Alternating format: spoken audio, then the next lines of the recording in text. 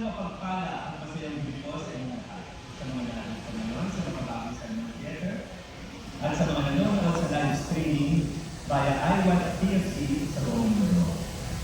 Kami po sa Philippine Star Wars Incorporated ay nag-aalala na maging unang showbiz group na magtanghal ng awards na nandito sa ating pagdalo.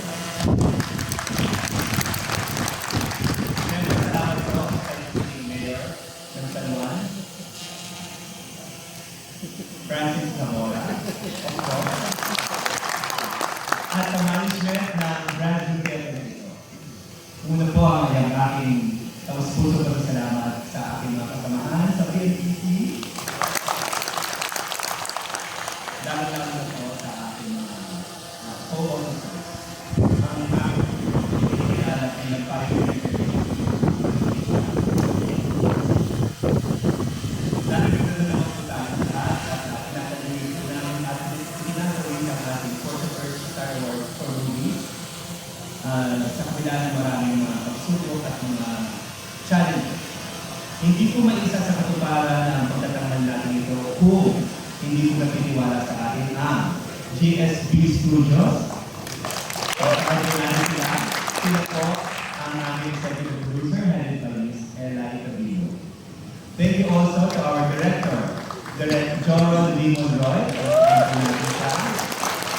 na may ating vision mula sa concept hanggang sa execution ng ating ceremony ng mga ngayong araw po ay November 30, 2025, ang araw ng kapanganakan ng ating bayani si Andres Bonifacio, na itinatag ang katipunan na nagsimula ng revolusyon. Naisip ko po na sa ating industriya ay may kanya-kanya po tayong revolusyon. Ang ating producers, filmmakers ay laking revolusyon kung paano magkakagawa ng pakabulang pelikula na magpugustuhan ng mga Pilipino at iaangat ang antas ng Philippine cinema.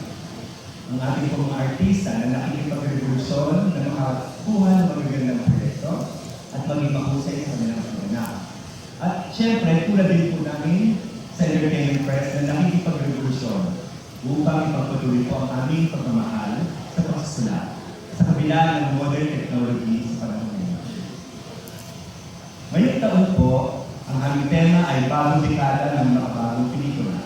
Dahil ito po ang first year ng ating 4 decades of existence of Star Wars for movies. Mula po ito noong 1985 hanggang sa ngayon ay pinagpapatuloy po namin ng tradisyon ng aming mga ninuno sa Philippines. Ang pagtatanghal po namin ito ay inaalay po namin sa tatlo po namin kasamahan sa PNPC na pumanaw itong nakarang taon. Sina Ador Saluta, Jesse Serrera, at Jerry Ocampo. Maraming salamat mga kapatid sa ating mga masasayang pinagsamahan sa PNPC. This year also marked the loss of entertainment icons such as Gloria Romero, Rosa Rosado, Pilita Corrales, and National Artist for Film Miss Nora Moore, to name a few.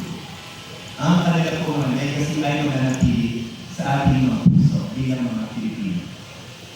Pero sabi nga po nila, the show must go on in show business. Kung kaya, ako po ay nagpapasalamat sa ating mga hosts, performers, presenters, our dear sponsors, at sa mga kasamahan natin sa media at ating networks.